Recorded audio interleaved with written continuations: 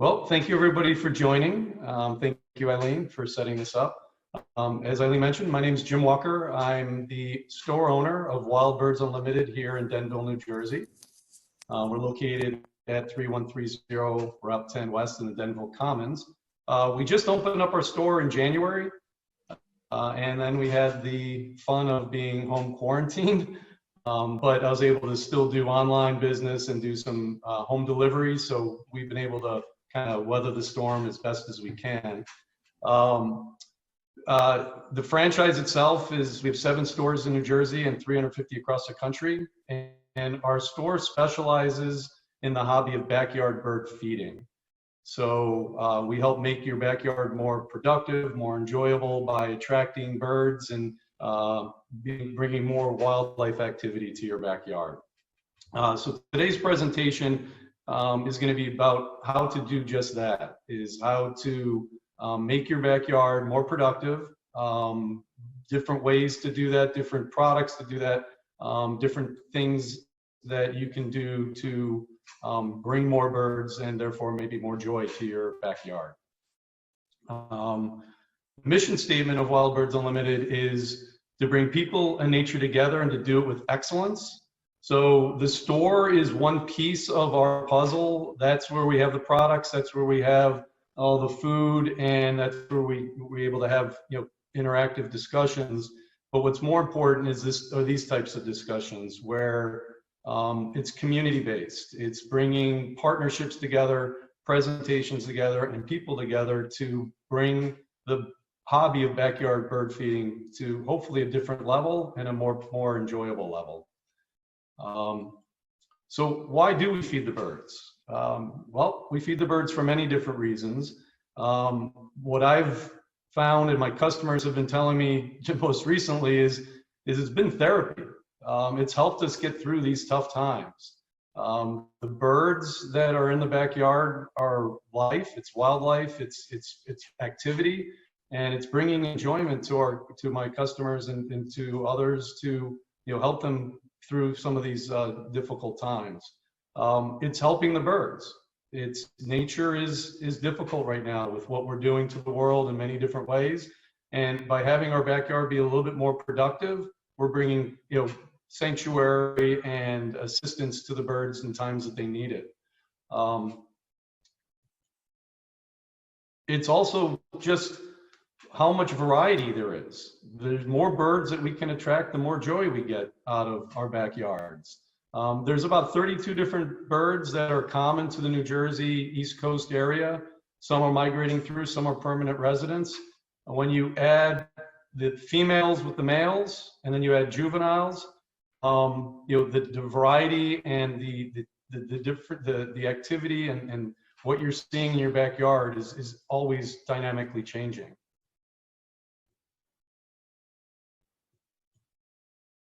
Courtship feeding. So this time, not a little bit past courtship, but probably more in the parental care area, but seeing the activity of what happens between 2 male and female birds feeding or taking care of each other, and then the parental care is huge right now.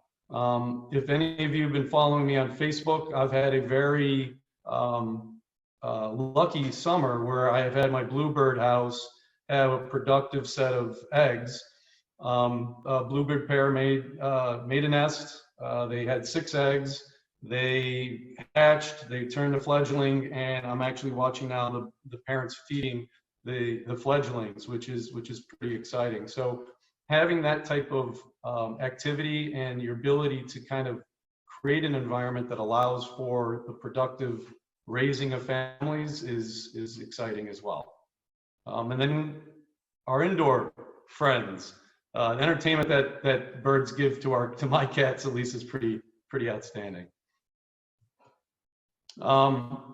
Observation and discovery is another. I mean, sharing with friends, sharing with family members, parents, children, grandparents, grandkids. I have many of my customers coming in with their kids and with their grandkids, asking questions, about things that they've seen. How do I attract more? How do I What do I feed them? Where do they nest? Will they come back? All that sort of stuff is just super exploratory and super exciting, and just kind of brings a camaraderie between my customers and family members and each other. Like I said, giving back to nature, it's tough times out there for the birds, and the more that we can do to help them, the better off they'll be. So how do we track birds? 3 primary components, just like for humans: food, water, and shelter. I'm going to be going through each of these in more detail. I'm giving some insight into the different types of foods, the different type of feeders, the importance of water and shelter as well. I'll also be, just to note, I'll be having some logical breaks where we can open up for questions. Also, if you have questions that you'd like to enter into the chat room, Eileen is taking those down as well. We'll try to address those when we open it up. So how do we attract more birds? Food is the #1 way to attract food. And there's one number of different components to food. There's seed, there's suet, there's a special seed called Niger. If you haven't heard of that, I'll talk about that.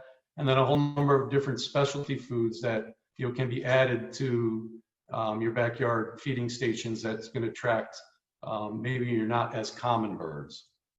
So with food, freshness is key. Like us, we like fresh food. Birdseed does go bad. I get a seed delivery in once a week. So my food is continually being refreshed. My inventory is light. So I'm not carrying a big inventory, and you can always be assured that if you buy something from us, it's going to be fresh seed. And there's multiple different types of seed that we'll talk about in a little bit more detail, but the fresher it is, the better it's going to be for the birds, and the birds can tell the difference. The most common and most popular seed that's going to attract the most number of birds, oops, that one a little delayed, sorry, is going to be your black oil sunflower seed. It has the highest amount of protein and fat. It comes in both shelled and with shells, and so there's different varieties of it, but that's going to attract the widest variety of birds. So having a base blend, and that our base of all our blends is sunflower seed, that's going to, again, attract the widest variety of birds. But then there's other components that can be added to it that's going to be having, that's going to be bringing different types of birds based on their affinity and their desire to eat that bird, or eat that seed. So more bird varieties, more food varieties, going to bring more birds as well. So one of our popular blends is sunflower seed with millet mixed in it. So when you have sunflower seed, sunflower chips, and millet, you're going to attract a lot of birds that love the sunflower seeds, but your ground feeding birds love millet. So your doves, your sparrows, your towhees, juncos more in the winter than in the summer, but by adding millet, you're going to be able to attract more of your ground feeding birds. Peanuts are loved by many birds as well. Your woodpeckers, your titmice, your nuthatches, chickadees, blue jays, they love peanuts. So if you have peanuts mixed in with the sunflower seeds, you can be assured you're going to be getting more of those types of birds. They do like sunflower seeds, but if they have a choice between peanuts and sunflower seeds, they're going to go for the peanuts. If there's only sunflower seeds, well, they'll still continue to eat those. But adding peanuts is definitely a great way to add more of these types of birds. Then you can add more nuts, tree nuts, cashews, almonds, and others, fruit, and we have a product called bark butter bits, which are suet bits. Those can all be added to seeds, and that's going to increase the variety of the birds as well.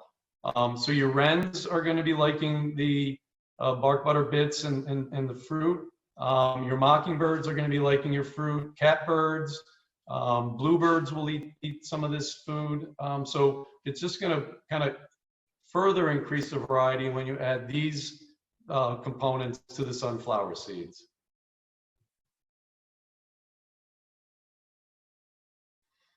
So what to be aware of? So there's a lot of blends and a lot of choices out there. There's a lot of other stores, obviously, that are selling birdseed. What you need to be careful with when buying birdseed in primarily the big box stores is there's a lot of filler that's added to the seeds. Our seeds are specifically blended. Our food is specifically blended for the birds in the East. So nothing gets wasted. Everything that we sell gets eaten by the birds in this area. There's a little bit of a rule of thumb that says if there's a red color in the seed, don't buy it. Red milo, red millet, some of the grain seeds have a red component to it. Birds in the East do not eat milo or red millet and the wheat grain. So although the price point might look better, you're paying for things that the birds won't eat. And another component that you want to stay away from is cracked corn. Not many birds eat cracked corn. A lot of times that's going to get pushed to the side by the other birds. And then you have the concern of other things under the bird feeders that do enjoy that. Some of your rodents and some of the other unwanted guests. So you want to be super careful about that if you're buying blends from other stores. Other things, look for the ingredients. Like we look at ingredients in the food that we eat. There's a lot of bird seed out there that has really just unwanted stuff. You can see the ingredients here of a different type of bird seed brand, not good. And then if you look here, the number one seed, remember I said before, sunflower seed, it's the fourth ingredient here. A lot of this seed would get wasted and just pushed to the side. So just something to be cognizant of when you're looking for seed. And I think I have a question here, or a question slide. So I'll pause here for a minute and answer any questions you might have specific to food. Questions, John? Sure. Про птиц. Иди смотри, если хочешь. Everybody's unmuted, so if you have a question, you can ask it now. Chat. Are there any chat questions? Nope, no chat questions. Okay, Okay, continuing on. very then. good. Don't be shy. I can't bite, and if you want me to, I can put this on, but all right. All right, so then moving on. So food and feeders. So talking a little bit about feeders, what to look for in a feeder. So, all right, so the slide pretty much does say it all, but the important components of the feeder are being able for the birds to actually see the seed. So in a tube feeder kind of like this, you can see through it, you can see what's in the seed, what's in the feeder. So the birds are going to find it by seeing. Seed flow, how easily does it dispense through the feeder? Is there drainage? If water does get in, is it going to be able to be removed? Water and bird seed, like water with other food, they don't go well together. Is it easy to use? So our feeders are super easy to clean. The bottoms pop out really nicely, really easily. It has a diverter here that diverts the seed into the feeding port, so you're not going to accumulate seed at the bottom. Super easy to fill, and you want to make sure that it's easy to clean. So easy to fill, easy to mount, and easy to clean. It's the rule of thumb is to clean your feeders at least 4 times a year, twice a year at a minimum. But if it's not easy to clean, then certainly you're not gonna do that. You want to make sure there's no sharp edges. There's no, all ours are sharp, are rounded, and there's nothing that's gonna hurt the birds. And durability. So you want to make sure that our perches are metal. This is all metal component, heavy duty plastic. Our feeders are 100% lifetime guarantee. So if anything were to break or to crack, you can just replace it. We replace it or fix it at no cost. So things that you want to be careful with when you're looking for feeders. All right, next slide. And then when you're setting up a feeding station, it's important to have what we call a foundation feeder. And that's going to be a feeder that's going to have easy access. It can accommodate multiple birds. It has a larger capacity, so you're not having to fill it as often. And then you can build, build from that. So you can add other feeders around that. But our hopper feeders are very popular. They open from the top. They have a large capacity container that holds the seed. It dispenses out through the bottom. There's perching areas for the birds, so it accommodate the birds. Tube feeders, like I was showing you, easy open, perches, large capacity, multiple birds. And the tray feeder is outstanding because that gives you, the tray feeders are great because it gives you a lot of access to, it gives the birds easy access to all the food. So you're going to get the widest variety of birds on a tray feeder. But it can also attract other things as well easily. So your hopper feeders, we'll kind of talked a little bit about that. They can both hang, they can mount.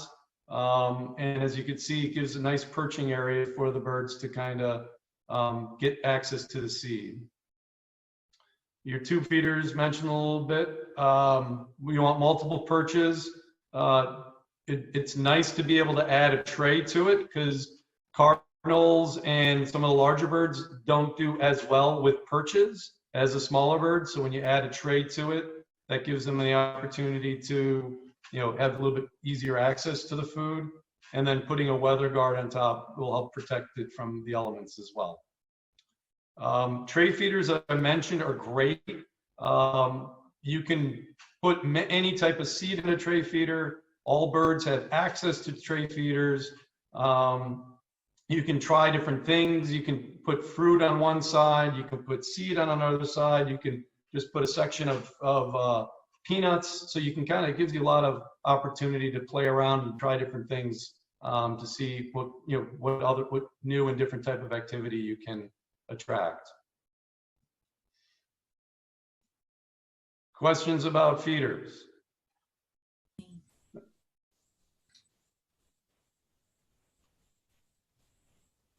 Still no questions. Not yet. Hi, I have a question. It's Art Baggett. I don't know if you can hear me. Yeah, I can hear you just fine. All right, so the big thing, and I'm sure you're going to get to this because I just find in my area of Denville, squirrels are like unbelievable. I've had 2 feeders. I don't think the quality of what you're selling. They've eaten through the whole thing. Plastic, they've just eaten the whole thing. Yeah. And so I guess you need some type of guard. Yeah. And then I like the idea that you have about the tray underneath that catches the seed that comes out, so that doesn't fall on the ground. Which I had a Niger seed feeder, and it I had it 1 year, and then I had 1 million thistle plants coming up all over my yard from that thing. So that's what I would say to you. Yeah, okay. So I do have a section on squirrels coming up, and then we will talk about that. But yeah, I would say the 2 most common questions I get from anybody coming into the store. Number 1 is, how do I stop the squirrels? And number 2 is, you don't sell live birds?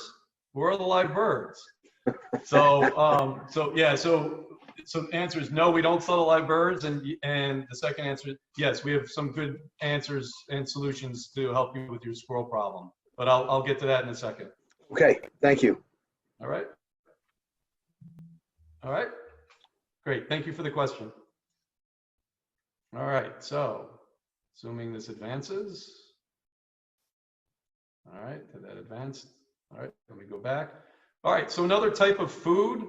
Sorry to interrupt. Someone mentioned in the chat that they had a lot of luck with adding cayenne pepper to their seed to discourage the squirrels. Yeah, so that's one of the components that I'll talk about. Yeah, hot pepper and squirrels it's like a human eating a jalapeno pepper. Doesn't, you feel it. The squirrels will feel it as well. The nice thing about that is it doesn't affect the birds. So capsaicin is the chemical that's in hot pepper, red pepper, that we have a protein that it binds to, that creates that sensation. The birds don't have that same protein, and therefore they don't feel it. And so that is definitely an excellent solution. Okay, but I'll mention a little bit more about that in the upcoming slides. All right, so suet. Suet is another common food that's used.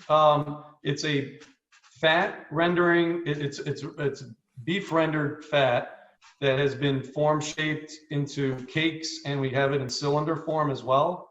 And it is usually add peanuts. You add fruit to it, and it's a great high protein, high fat food that woodpeckers in particular love, but your nuthatches, your catbirds, your wrens will also love it.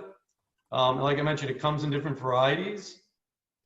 Pure suet is a way to discourage squirrels as well. Squirrels will not eat this, but when you add fruit and nuts and peanuts to it, that's what makes it attractive to to squirrels. But adding the different fruit, like with the seed, is going to different ingredients. Like the seed is going to attract different birds to it. Different ways to present it. Cage forms. So it's in a cake form. We sell a great feeder. It's called a tail prop feeder. What this is it's really great for the woodpeckers because the woodpeckers use it like a tree, and it gives them a more comfortable area by which to feed from. And then when they need to fly away, they actually use their tail to push away from the tree, and this gives them the ability to do that. What's not pictured here, as I mentioned, we do also have it in cylinder, so it's a cylinder shaped food that also is in suet form.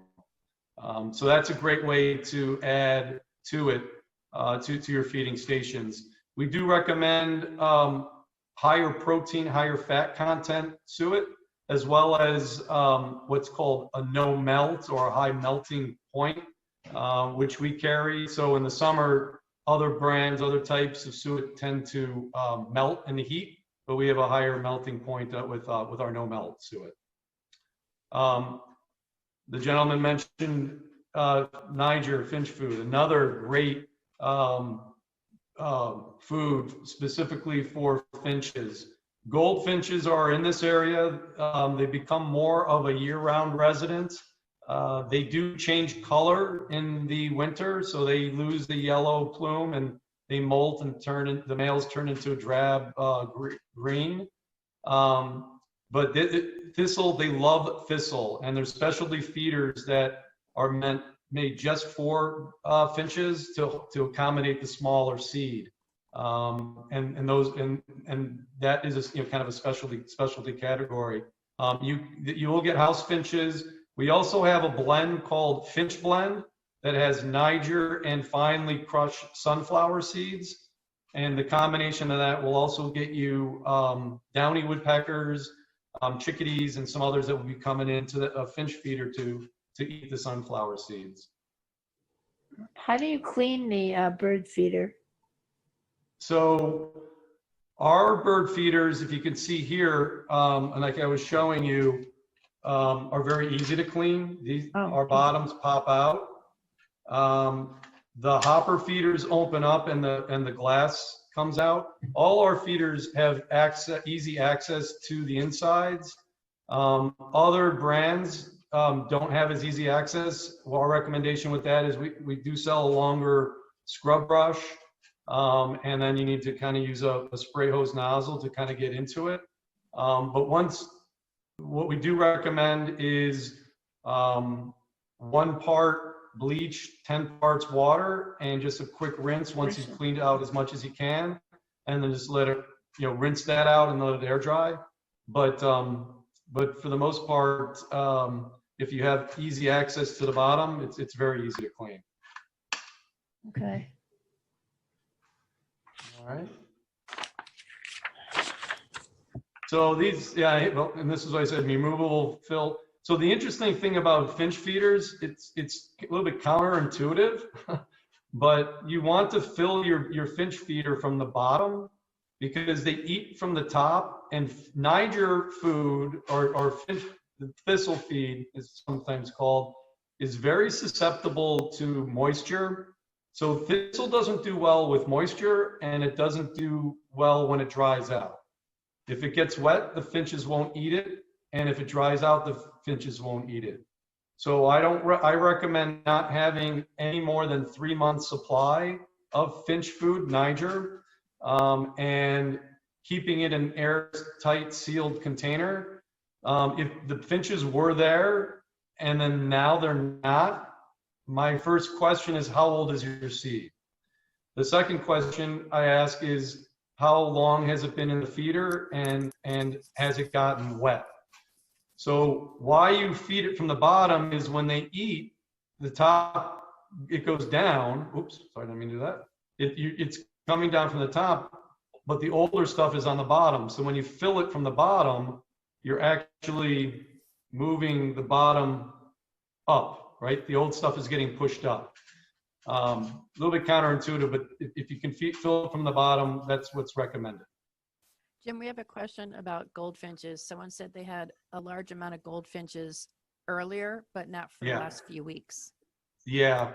So goldfinches do migrate. Like I did mention, they are sticking around a little bit more year round, primarily because, you know, whether you believe global warming or not, it's been warmer in the winter. So they have been sticking around more. They migrate in flocks. So in the late March, April, May time frame, they're coming to the feeders in flocks, and then they pair up and they go nest. They mate and go nest. So then they spread out. So what you're getting now, if you're getting some, is likely the ones in the area, in the nearby area where they may be nesting. And then when they're young fledge and they're old enough to eat seeds, they'll start coming back before they then go and migrate again. So the recommendation is maybe not fill your finch feeder up as much as you had been, because then you're creating the environment of what I said you might not want to create, which is, you know, dry seed or wet seed. Okay. And then you have specialty food feeders. I have a question on Sure. that. On that feeder, sorry to interrupt you.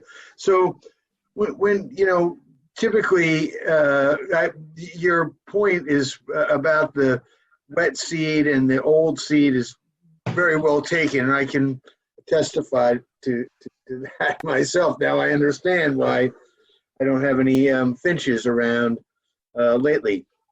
But when you're saying move from the bottom, fill from the bottom, like in the little picture, use removable base to fill from the bottom, so that you're basically filling it in reverse.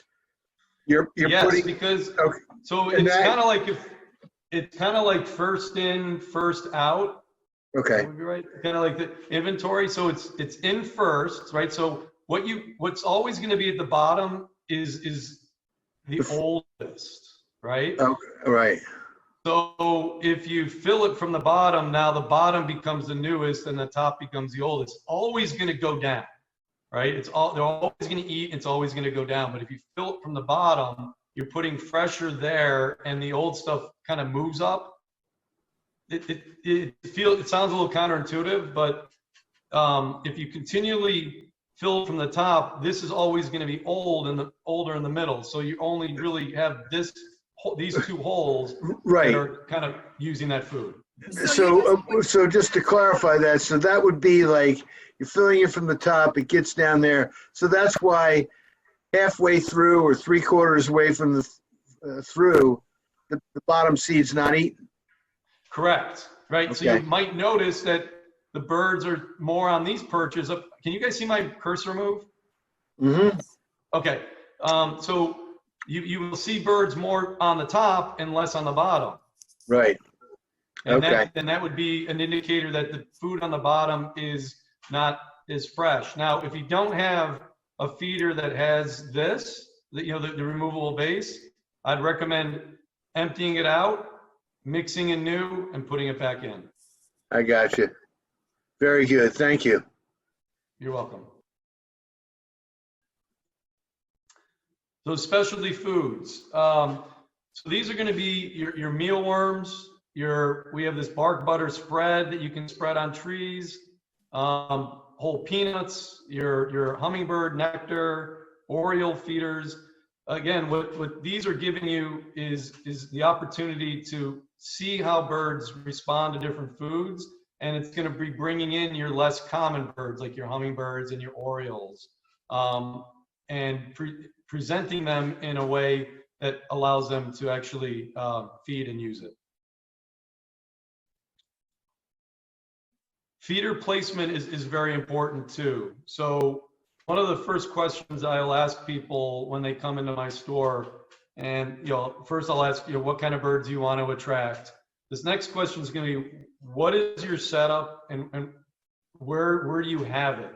If you don't have your feeders in a location where you can see them and enjoy them, well, you're not going to enjoy them. And you're not going to tend to them. You're not going to be filling them on a regular basis. So I always recommend putting them in a place that you're sitting at, you're working at, you're relaxing at. Then I say, do you have a place for the birds to perch?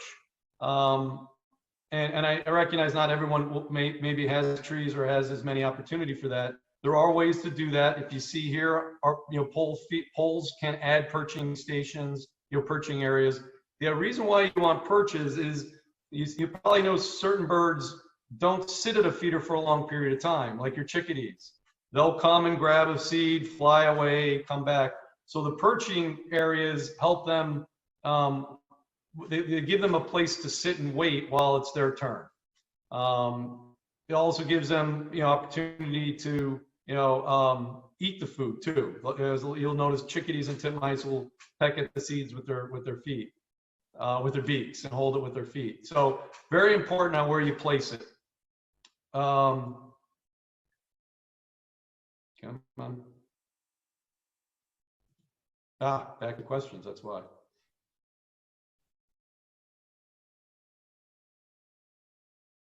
Are there any questions? I see somebody talking. Alice, I don't know if you're on mute or not. Alice, did you have a question? Okay. Can I ask a question? Sure. Are you going to go over the different types of nectars? No, well, there really is, I can quickly touch upon nectar. There really is only one type of nectar, and that's it's sugar water, essentially. So you can make your own nectar with 1 part sugar, 4 parts water. You want to melt it. Some people say that you should heat it to get rid of any bacteria. I'm not necessarily sure that that's needed. You do not want to put dye, red dye into it. That's not necessary, but you're going to want to keep it refrigerated because it's going to go bad. There is also, you can buy powdered mixes that are the same, that serve the same purpose. Well, I was thinking of the Oreo nectar. That's weaker, right? Oriole nectar is from what I understand, is the same. My Oriole, I make it the same, and the Orioles do come to it. Orioles will also eat jelly and fruits, but the hummingbird nectar and the Oriole nectar, is in the same bag, and it's the same mixture of 1 pouch, which is essentially 1 cup, to 4 parts water. Okay, thank you. You're welcome. I tried to do that one time on my deck with the sugar and water, and all what I got, a lot of ants. Yeah. So there's a couple things with ants, right? So there's certain hummingbird feeders out there that are very decorative, but they're not necessarily as productive or functional as they should be. So what we've found is some of the glass dome ones, the gravity fed ones, when there's an air pocket in there and it gets warmer in the summer, there's a pressure that's created in the air pocket, and the gravity pushes the nectar right to the tip of the feeding port, which gives the ants and bees a little bit easier access to it. We don't necessarily recommend those types of feeders as much, unless there's a way to keep it lower from the end of the port. There's also other products out there that can create a barrier. There's a chemical compound that we sell. It's like a gel that you can put around the hook or how the hummingbirds, the cord that the hummingbird's hanging from, that will create an ant barrier. That would need to be replaced every now and then. Our hummingbird feeders in particular have what's called an ant moat that's in the middle of the feeder that fills with water, but has its own little drain plug so it doesn't overflow, and that creates a barrier that don't allow the ants to get to the nectar. If you don't have a feeder like that, we also sell a product. It's called I think it's called Trap It, and what it is it's got two hooks. You hang one hook from the cord and the feeder from the other hook, and what's in the middle is a cup that holds water. So it creates a kind of a barrier and a break in the chain that won't allow the ants to get to it. Okay, and if I put some kind of poison for ants on the deck, the birds will get into it too? You know, I don't recommend poison really for any animals or creatures. It certainly isn't going to be good if the bird were to eat it, or were to drink the water. So, I mean, I don't have a specific answer other than, you know, I just don't think poison is a good idea in any case. Okay. Jim, we also had a couple of questions about keeping the bears out of the bird feeders. All right, I can talk about that at the tail end. Okay, thanks. Yeah, I do have one slide at the very end that I do get those questions as well. All right, so let me kind of keep going. So here's your squirrels. All right, so squirrels are you gotta love them, you gotta hate them, you gotta respect them. I mean, they're entertaining, but you don't want them really necessarily eating your good stuff. So we have love and hate of squirrels for sure. The tried and true, without question, solution, and I have this in my backyard and it works outstanding, is a squirrel baffle. The key to the squirrel baffle is, squirrel baffle on a pole. So we have two different types. This particular design actually is for squirrels and raccoons. And we have one that's more bell-shaped, not cone, but more like a bell, like an eggplant shape. That's more specifically just for squirrels. The key to that is they need to be 5 feet above the ground. Squirrels can jump 5 feet, and they need to be at least 10 feet away from a launching area, a tree, a branch, a deck. If you have those two situations, the squirrels will not be able to get onto the feeder. And I have that in my backyard. I have a very similar setup to this, and it works outstanding for me. If you don't have the opportunity to, or the desire to have a hole in the ground kind of setup, if this advances, we do carry, and there are squirrel-proof feeders. There's squirrel, not proof, what's the other word I'm looking for? The deterrent feeders, but we have tried and true squirrel-proof feeders. This particular feeder that we sell is weight sensitive. So you can see when a squirrel gets onto the feeder, the holes where the birds would feed cover. This particular feeder also can be adjusted. Actually, I have one right here. So you guys can see it goes down. It's got large capacity. The length of this is so that the squirrel can't hang and get down into this area. It can also be adjusted for your larger birds. So if you don't want grackles or starlings, some people don't want blue jays, the sensitivity can be adjusted for that. The other solutions, cages around feeders work real well. That, however, limits the size of the bird. We talked about hot pepper. Hot pepper works outstanding. There are some Tex-Mex squirrels that will still try to eat this, but I've had a lot of success with this product. We have seed version, we have suet version, and we have cylinder version, and it does work outstanding. I have not heard of it being, I've had questions, well, can I make my own? I have not heard of any success of you kind of making your own, just because of the pepper seed, the cayenne pepper powder doesn't adhere, so it just kind of brushes off. This is baked in on the seeds, and it's mixed in with the suet. Top mount baffles do work to some degree. They're not as foolproof. You need kind of a smaller feeder for that because the squirrels can still kind of reach around when it's a larger feeder. Another popular solution is just safflower seed. Squirrels do not like safflower seed. It's also a great deterrent for your grackles and your starlings and your blackbirds. It does, however, limit the number of birds the types of birds. Not all birds will eat safflower. Your cardinals, your finches, your titmice, chickadees, blue jays are still okay with it, but your woodpeckers aren't too fond of it. And some of your other, your smaller ground feeding birds, your doves and things like that. So I'll pause here, see if anyone has any other questions, but there are ways to definitely discourage squirrels. Again, the two most popular are going to be the baffle, and it's a feeder that's specific for squirrel proofing, and this one has worked outstanding for us.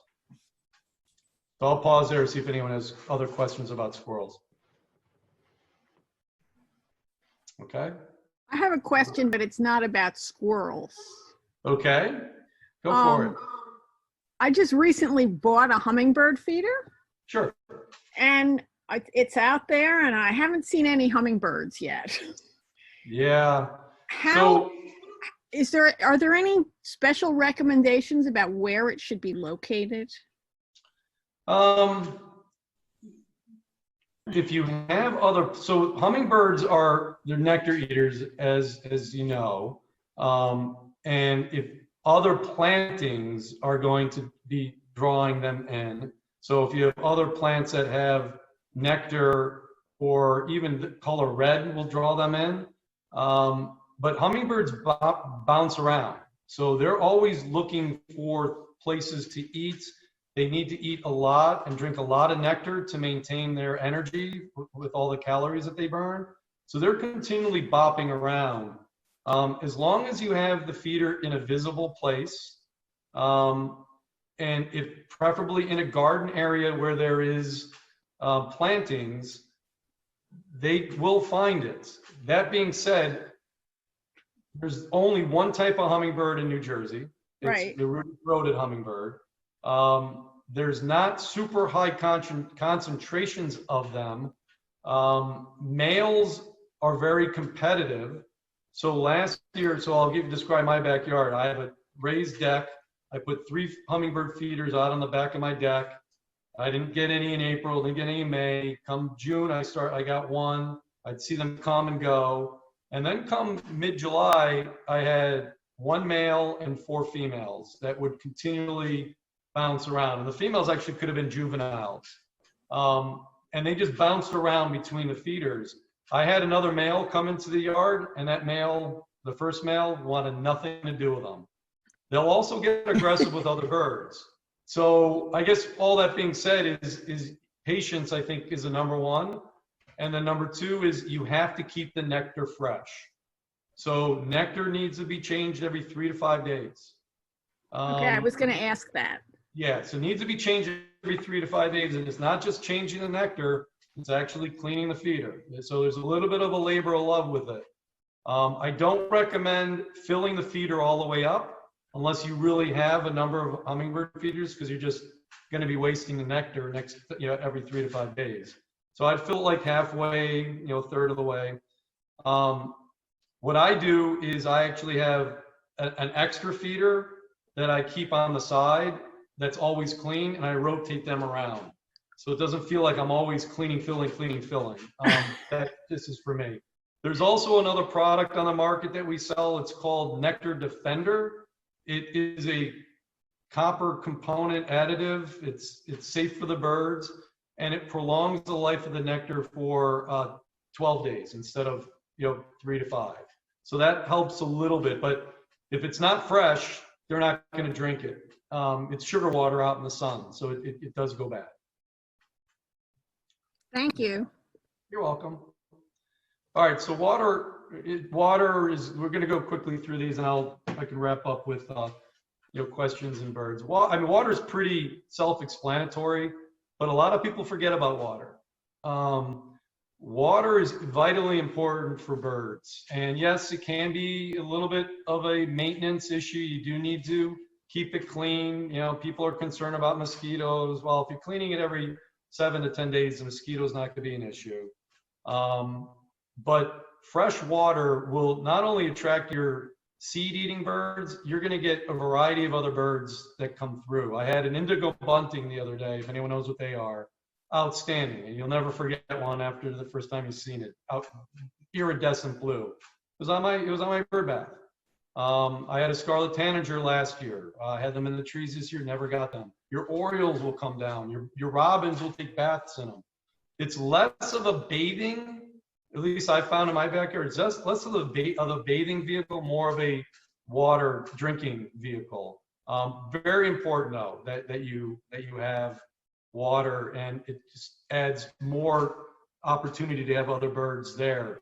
And then there's other ways to kind of draw them in. There's misters and drippers and water wigglers.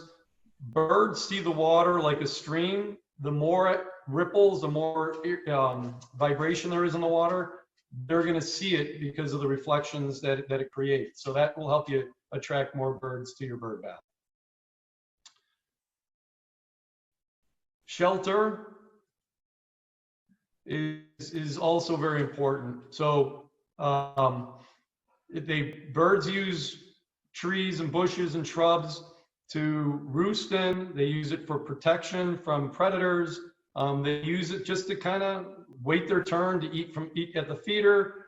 They'll take food back to the shrubs, to the bushes to eat. So it's important for them to have a place to kind of go to. Nesting boxes, roosting boxes, all important as well. Cats. So, shelter, bushes, and shrubs are important to kind of get away from predators. There are feral cats. There are house cats that go outside. Our recommendation is to have your feeder at least 10 feet away from bushes, from low-lying shrubs, to help give them a fighting chance against the predators. And keeping them also, I think I might have a slide. You want to have it within 10 feet away from a window as well to kind of avoid window strikes. I talked a little bit about this. So bleach, you can do some argument out there whether or not it's necessary and how safe, whether or not it's needed. But our franchise does recommend 10%, so 1 part bleach, 10 parts water, or 9 parts water, I guess. Really light, and then just rinse it out really well. You want to use that to clean the feeders. We do sell feeders like this one. You can see it's got a cloudy tip to it. It has an antibacterial in the plastic, so it helps keep the feeders fresh longer. This feeder fresh actually for your finches is very, very good as well. We have a silicone base that can go at the bottom of the feeder that helps draw moisture out. You may remember those pouches you get in certain foods. It helps draw water out of the seed. So there are ways to kind of keep the seed fresh that way too. All right, I talked about the strike-free zone for birds. If you're going to have a feeder, you want it within 3 feet of a window or beyond 10 feet from a window. That's to help prevent window strikes. If it's within 3 feet, the bird doesn't have as much chance to gain velocity to get injured. And if it's beyond 10 feet, they have a chance and are likely to, see the reflection and divert away. There are products on the market. We also sell them. They're window decals. They have shown to have some level of success. We see it as a kind of a cloudy haze. They see it as an ultraviolet reflection, and it is intense, to them, which gives them kind of that visual alert.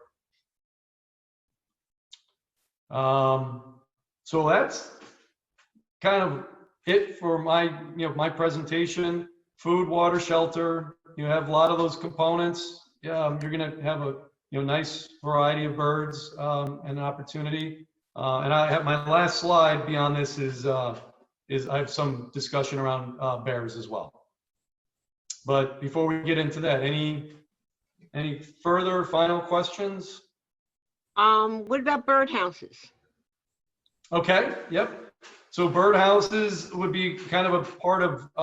You're right. I should have something more Shelter. specific on Yeah. birdhouses in there. So birdhouses. Only certain birds do use birdhouses. Those are your cavity nesters, your wrens, your chickadees, your titmice, your woodpeckers. Your bluebirds are your primary birds that are going to be nest box users. Also your owls and your some of your owls, large different size owls. The size of the hole is going to be and the shape of the box is going to determine the type of bird that will be able to use it and will be attracted to it. Some birds don't like big boxes, and obviously big birds can't get into small holes. So we have, all our boxes, and I can give further guidance on the dimensions if someone wanted to make their own box in terms of what size hole and what size shape. It's strongly recommended that all birdhouses have a access port to clean, either a lid on a hinge or a hole that has a cap on it to clean it out. Some birds will build nests on top of other nests, like wrens, but eventually they will run out of room. Other birds won't, and they want a clean box. Also, if you leave a nest in a box, you have, it's going to be an environment that's going to attract, insects and mites and, other, maybe not so healthy things. So you always want to have a place where you can clean it out. You're going to want to clean that out in the fall. Okay, and then, so it's better not to leave them up all winter. No, it's okay to leave them up all winter because some birds will actually roost in them in the winter. You just want to clean them out of the nesting material. Like your downy woodpeckers, I don't have one of the other sorts of, there's a bluebird box that can be converted into a roosting box in the winter. So that where the hole on the bluebird box is at the top, you flip the hole to the bottom and they'll go in, and then there's a ladder you can put in and they'll actually go in there and roost. It's really great for downy woodpeckers. Other birds will kind of roost and huddle in there. So yeah, having a box up in the winter is certainly, there's no harm to it. So when should you put birdhouses out if you bring them in the winter? If you bring them in the winter, you're going to want to put them out particularly you're going to want it like early March, late February, early March, when the birds are starting to come back. So bluebirds in particular, they'll start scouting out houses, nesting boxes in early spring, late winter, early spring. And once they find their house, that's the one they'll use through the course of the summer. So keeping a bluebird house up all year round isn't a bad thing because that will ensure that you're not going to miss the time when they do start to come look. But yeah, I would say as winter starts winding down and it starts getting warmer is when I'd put them back up. I had a bird house and somebody ate the hole, the enter It's Yeah. bigger now. So Yeah. should I take it off and throw it out, or it's like a bigger bird can live in there now? So what likely happened is, so our friend the squirrel will use birdhouses as their nesting area. So there are guards that you can put around the hole that are made of metal that will prevent that from happening. Will it deter other birds? You know, wrens aren't super particular in the size of the house, size of the hole.